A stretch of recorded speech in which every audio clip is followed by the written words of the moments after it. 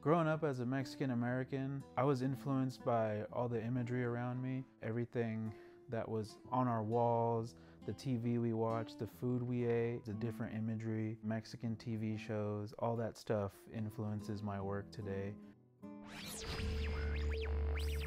So I draw the first frame, right, with charcoal, and then I'll get some gesso and paint over it, and you can still kind of see the previous image. And I think that's important because it's like letting the past exist and letting it shape the future. These past events are molding you into the present you.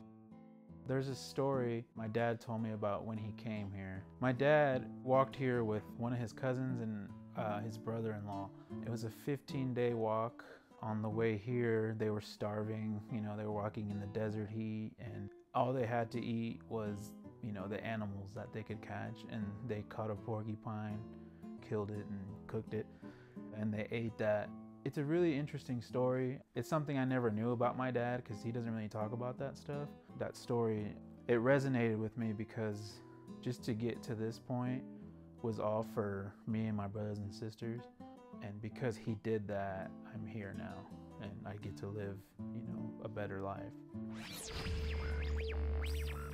So there's empty rooms. These rooms are rooms that I grew up in. The way the paintings are rendered, so if the walls were pink, I would smear pink and then just keep smearing and then put scratches in it. And whatever happened on the canvas, I just let it exist because I felt like that was the metaphor for just things that were falling apart in my life as a kid that I never really dealt with.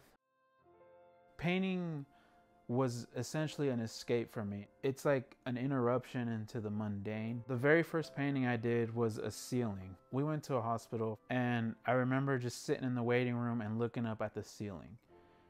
And that was burned into my memory. So I did a painting on that. And then the next painting I did was the Speedy Gonzalez painting within the TV. When I look at that painting, I hear the buzzing on the TV. I hear the background noise. I hear my dad coming home from work. The painting itself, that is the emotions. And then the fully rendered image, that's the image that I tie to that event. The thing you look at to get out of that moment. That's why a lot of them have TVs in them, because TV was the actual escape.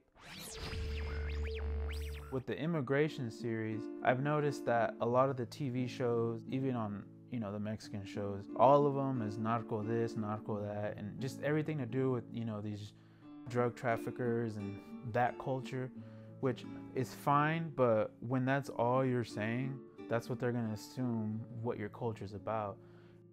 I use these famous Mexican people like Frida Kahlo. Frida is she's just dressed like a chola. So she's dressed with, you know, with the flannel and the one button and the hair, you know, the teardrop tattoo.